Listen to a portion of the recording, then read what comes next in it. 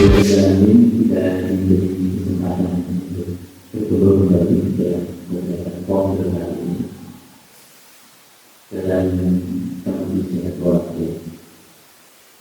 Kalau bersama kita sudah dengan kita mengajar, semoga kita mendapatkan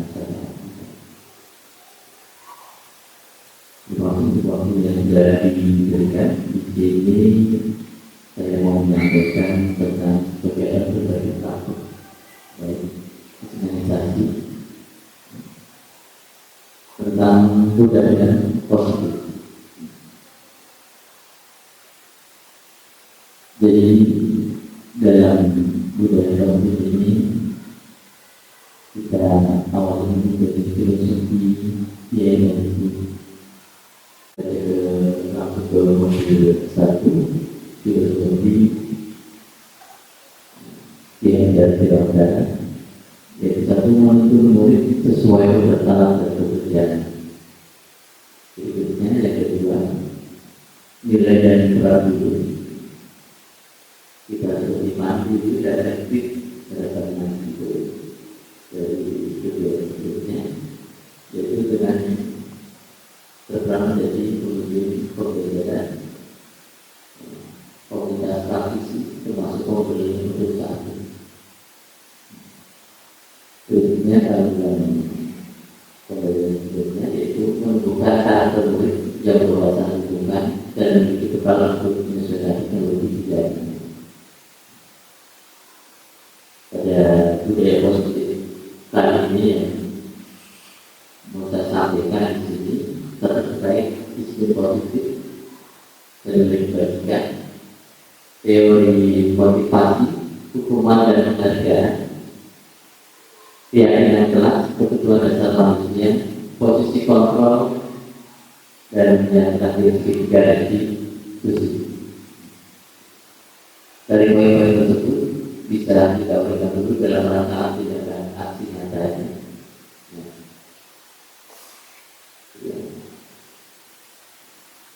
Tujuannya itu mengolah budaya positif di lingkungan sekolah kita atau keyakinan kelas yang nanti kita lanjut setelah pemaparan organisasi ini.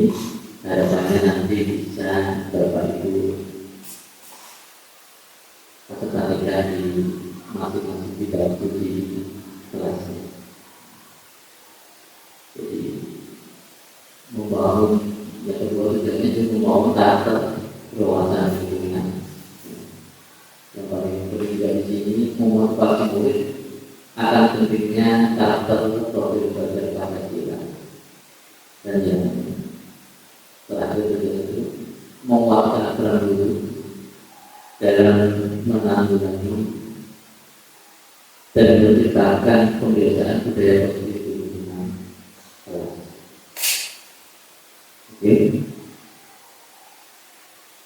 Kita awal dengan budaya positif itu yaitu dengan pembelajaran dengan paradigma baru. Pembelajaran dengan paradigma baru dirancang berdasarkan prinsip pembelajaran yang terintegrasi, sehingga setiap siswa belajar sesuai dengan kebutuhan dari tahap perkembangannya untuk mewujudkan profil belajar Pancasila. Itu melalui prinsip positif. Itu belajar kontrol diri dengan menggali potensi kita ada tercipta tujuan mulia, yaitu sesuatu menjadi seorang yang kita inginkan berdasarkan nilai-nilai yang kita hargai. Sebagai pendidik, tujuan kita adalah menciptakan anak-anak yang memiliki disiplin diri sehingga mereka bisa berperilaku pada nilai kebijakan universal. Kebajikan ini berasal dari memiliki motivasi implisif, bukan yang ekstrim. Disiplin positif merupakan salah satu dalam menerapkan disiplin yang bertujuan untuk menumbuhkan kesadaran serta memberdayakan anak untuk melakukan suatu tanpa dorongan, ancaman maupun hukuman.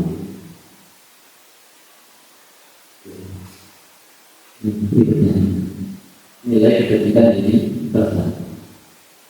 Jadi kebajikan yang bersama kebajikan yang diakui oleh seluruh orang, pasti akan mengagumi, yakin. Karena nilai-nilai kebajikan adalah sifat-sifat positif manusia yang merupakan tujuan mulia. Tujuan mulia yang ingin dicapai setiap individu. Nilai-nilai kebajikan yang ingin dicapai oleh setiap anak Indonesia kita kenal dengan profil belajar bahasa Cina. Kalau menerima mandiri, benar-benar berbhinekaan global, berkolaborasi dengan keren. Ada teori motivasi, hukuman, dan penghargaan. Pertanyaan kembali, apakah tersetuju dengan pernyataan ini? Tapi ada beberapa yang di sini nanti akan merasakan apa maksudnya.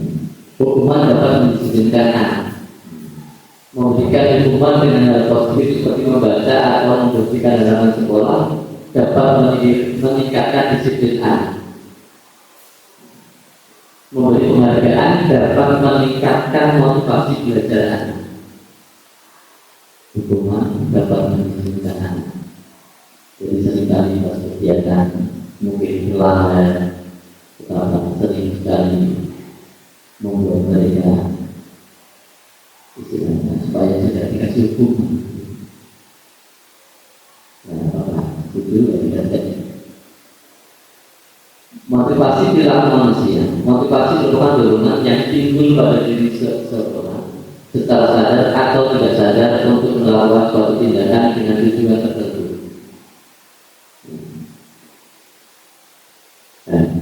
Teori motivasi perilaku manusia. Untuk menghindari ketidaknyamanan hukuman, apa yang akan terjadi apabila saya tidak melakukan? Biasanya kalau melalui hukuman tadi nanti motivasi eksternal, kalau perlu bisa juga. Yang kedua, untuk mendapatkan ibadah dari orang lain. Jadi motivasi perilaku manusia. Apa yang akan saya dapatkan apabila saya lakukannya itu masih motivasi eksternal. Yang ketiga, untuk menghargai diri sendiri. Saya akan menjadi orang yang seperti apa bila saya melakukan. Tujuan disiplin positif di sini arahnya seperti itu. Jadi unsur internalnya tadi, motivasi internalnya ya. Konsep dalam disiplin, ya. Konsep disiplin dengan identitas ganda. Hukuman selalu tidak menyakitkan, tidak nyaman, mulai patuh, memaksa, mulai menyembunyikan kesalahannya, mulai menjadi rendah diri.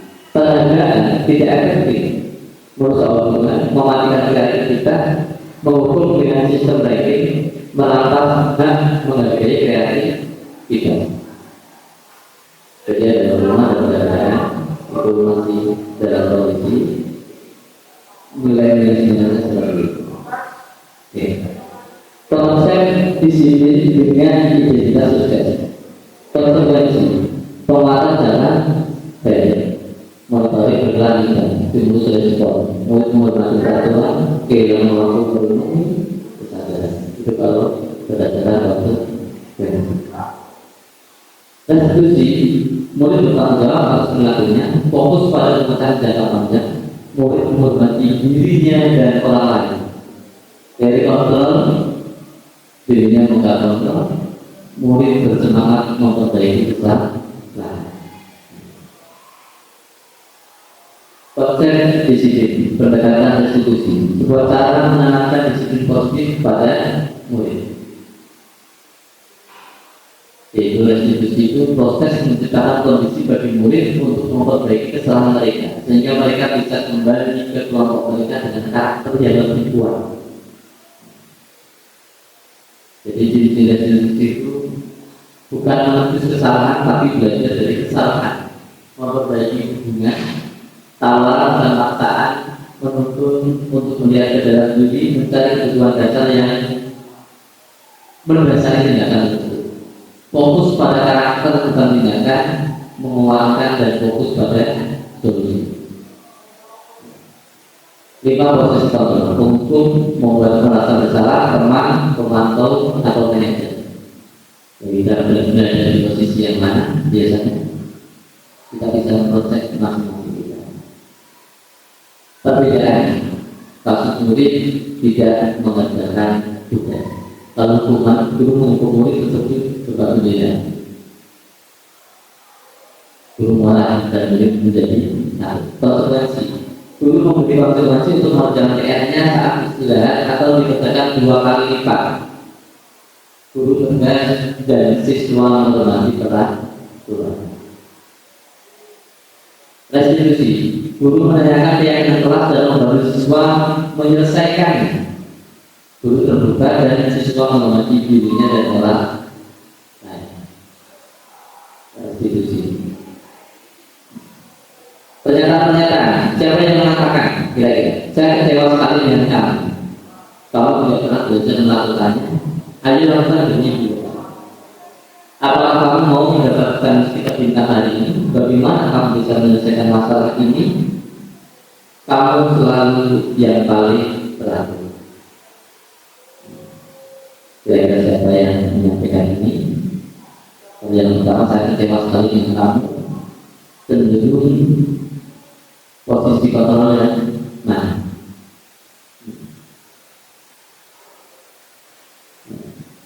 apakah di posisi teman, pemantau, atau penghukum, atau membuat merasa bersalah? Artinya ada di salah satu posisi tersebut. Di sini Bapak menyampaikan di sini juga Bapak itu guru semuanya bahwa ada identitas gagal, ada identitas berhasil sukses, identitas berhasil sukses kontrol diri. Itu pada posisi manajer yang jadi trainer. Jadi berawal dari guru mengajukan pertanyaan-pertanyaan. Berikutnya, apa yang kita yakini, apa yang bisa kau kerjakan untuk memperbaiki masalah ini? Menguatkan pribadi. Murid meletakkan dirinya sebagai individu yang positif dalam dunia berkualitas. Bagaimana caranya saya bisa memperbaiki keadaan? Mengevaluasi diri, bagaimana cara memperbaiki diri? Jadi keseluruhannya berupa pertanyaan-pertanyaan. Dan dari keseluruhannya intinya melalui kedua pertanyaan sehingga bisa memahami dirinya secara interaktif. Keyakinan kelas. Mengapa tidak peraturan belajar? Mengapa harus keyakinan kelas? Pertanyaan pemahaman. Mengapa kita memiliki peraturan harus menggunakan helm bila dari kendaraan roda 2? Pasti hampir semuanya jawabannya sama, yaitu keselamatan berjalan. Jadi inti dari keyakinan kelas seperti ini, yaitu keselamatan dan kesehatan. Itu salah satu contoh. Mengapa kita memiliki peraturan 3M menggunakan masker, mencuci tangan dan menjaga jarak dalam penanganan? Karena memiliki nilai keyakinan dari dua eksistensi antara orang akan mengatakan bahwa itu bersih.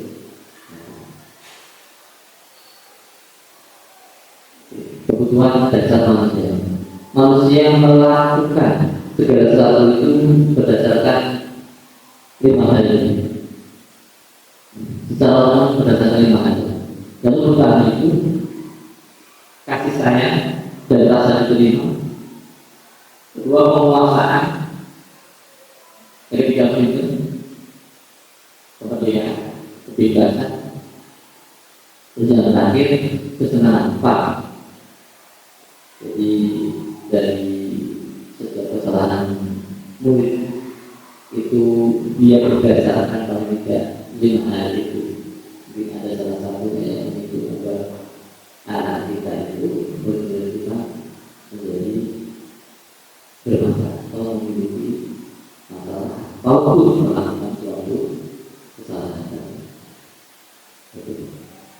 Berikutnya Bapak Ibu, harapannya nanti setelah kita bersama di sini, ya dalam komplek ini kita belajar bersama di sini, yaitu nanti bisa menerapkan tentang kegiatan membuat keyakinan kelas bersama ini. Itu berdiskusi menggunakan mengajarkan keyakinan kelas. Jadi nanti kelas-kelas kita salah dalamnya harapannya nanti ke depannya.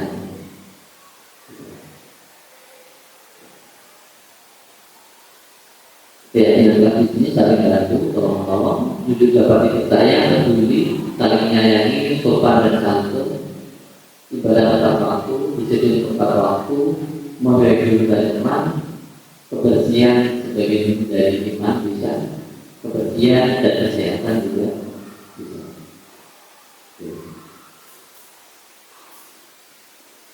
Perbedaan peraturan dengan keyakinan kelas dalam kalimat selalu kembalikan tubuh ke tempatnya, dilarang mengganggu orang lain, hanya selama 15 menit sebelum belajar dimulai, dilarang melakukan kekerasan, dilarang menggunakan narkoba, bergantian atau menunjukkan gunakan masker dalam berlari di kelas atau koridor. Jadi keyakinan kelasnya di situ lalu jawab. Kalau dilarang mengganggu orang lain, menghormati orang lain. Hadir di sekolah 15 menit sebelum belajar dimulai, yaitu berkomitmen. Dilarang melakukan kekerasan, keselamatan, menghormati orang lain. Oke. Gunakan masker tadi sudah keyakinannya pasti kegiatan keselamatan. Ini adalah sebuah contoh keyakinan kelas itu. Jadi saya minta itu, sudah. Bagaimana pembentukan keyakinan kelas? Jadi keyakinan kelas itu cara bentuknya itu lebih asal daripada tahuan. Keyakinan itu lebih asal. Yang kedua, berupa pernyataan universal. Pernyataannya selalu dibuat dalam bentuk positif sesuai kondisi kelas atau sekolah. Yang kelima, semua warga kelas atau sekolah dilibatkan. Jadi nanti di sini setelah sebenarnya tahun ini dari implementasi dari perjalanannya nanti Bapak Ibu pastinya membuat masing-masing sesuai dengan pelajarannya, nanti membuat keyakinan kelas. Itu juga restitusi, ada validasi kebutuhan, menanyakan keyakinan tadi nanti kaitannya, terus menstabilkan pendidikan. Jadi kalau ini akan mudah bisa berjalan, ketika restitusi bisa memudahkan kita mengatasi permasalahan yang tidak ada di sana. Jadi di sini bagi anak yang melakukan kesalahan-kesalahan selama ini lebih selama tadi, sangat memungkinkan untuk nanti ke depannya bisa kita gunakan segitiga restitusi ini sebagai alternatif solusi penyelesaian. Karena ini diusahakan dasarnya menggunakan keyakinan yang kami berikan. Berikutnya dasar pandangan dalam stabilitas identitas. Untuk membuat anak yang merasa gagal karena berbuat salah menjadi positif terhadap dirinya. Karena berbuat salah itu yang selalu tidak ada manusia yang sempurna. Kita pasti bisa pada satu masalah ini stabilitas identitas. Berikutnya yang kedua, menanyakan keyakinan. Nah, yang sudah kita sebut tadi dari keyakinan tadi sehingga diskusi nanti bisa berjalan. Itu kita ingin menanyakan yakin anak yang kesalahannya bukan dengan normal sosial dan nilai-nilai yang mendasari manusia berinteraksi dengan orang. itu bisa disampaikan dengan kalimat apa nilai yang kita percaya atau nilai-nilai universal apa yang telah kita sepakati. Itu contoh-contohnya. Berikutnya validasi kedua. Jadi tadi juga di awal ada 3 sisi. Jadi sisi yang terakhir yang ketiga itu adalah validasi kedua, yaitu membantu siswa mevalidasi kebutuhan yang ingin dipenuhinya ketika melakukan kesalahan.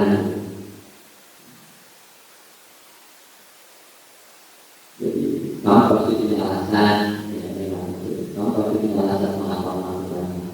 Apa yang terjadi? Jadi di sini nanti biar kamu tidak mendapatkan solusinya berdasarkan upayanya dari internal dia sendiri.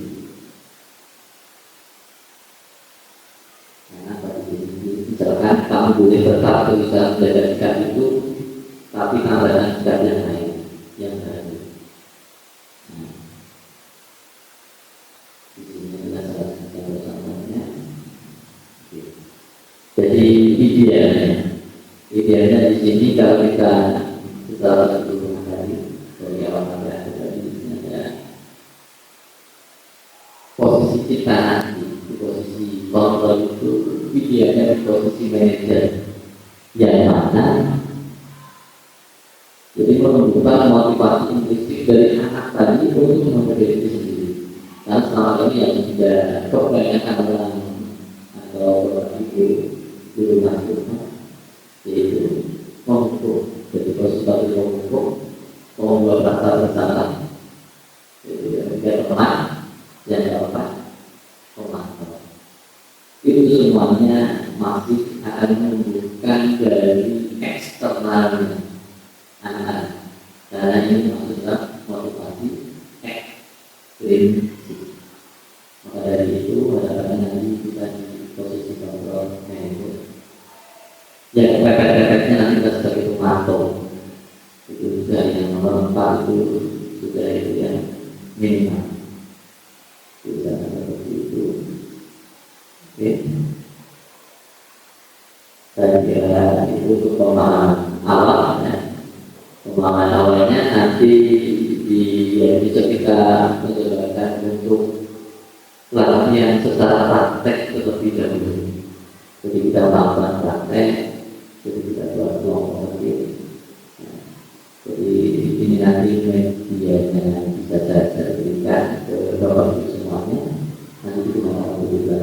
Sedangkan nanti untuk besok pagi kita bisa membentuk sebuah kelompok sehingga kita praktekkan dulu dalam kelompok ini. Sehingga nanti praktek-praktek itulah kita akan menjadi lebih itu. Nanti tidak lanjutnya kita sebenarnya nanti mempraktekkan ada kegiatan nanti kepada anak-anak kita sesuai dengan tidak pelajaran kita. Itu misalnya untuk hari ini kita bisa lebih dahulu sehingga besok pagi kita bisa belajar secara praktek. Mohon maaf bila saya salah kata kita. Ulang tiga kedua lainnya kata Assalamualaikum warahmatullahi wabarakatuh.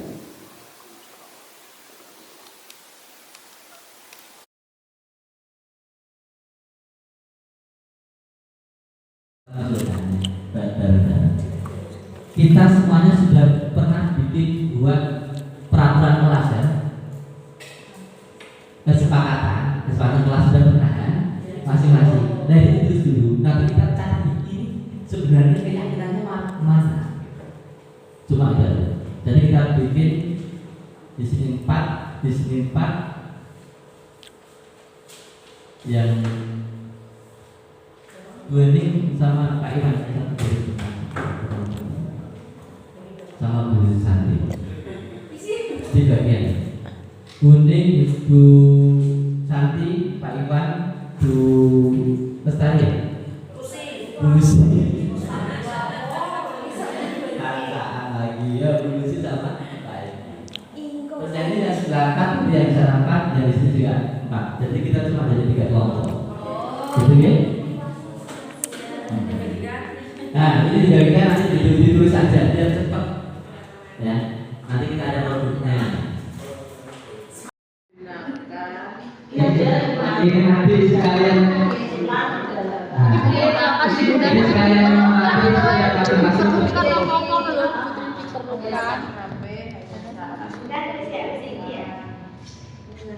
Terus ini kan tidak boleh berbicara kotor, berarti boleh bicara kotor di tempat yang ditentukan. Heran. Ya Pak Heri.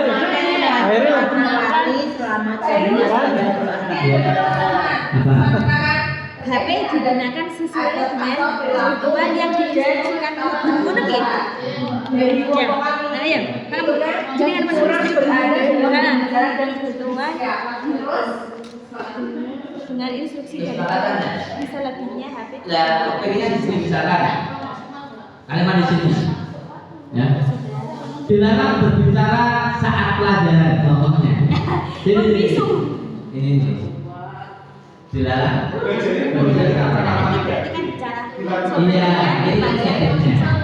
Terus diubah adalah positifnya. Nah, instruksinya tadi kita membuat belum keyakinan, kesepakatan kelas dulu. 3.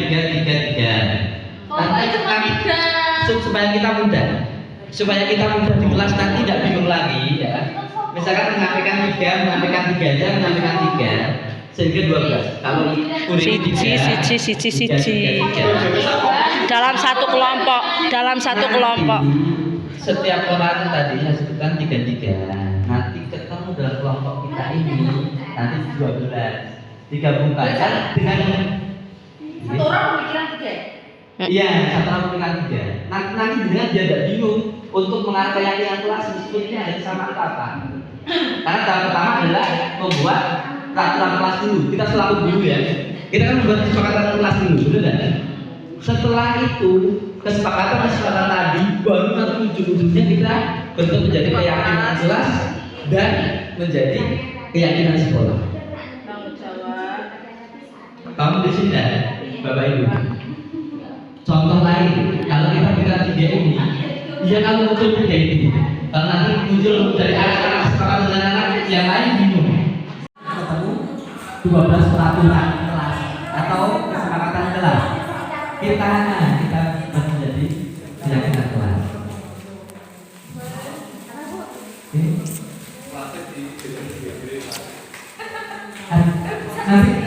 Nanti kalau kesulitan sampaikan ya. Nanti saya sampaikan juga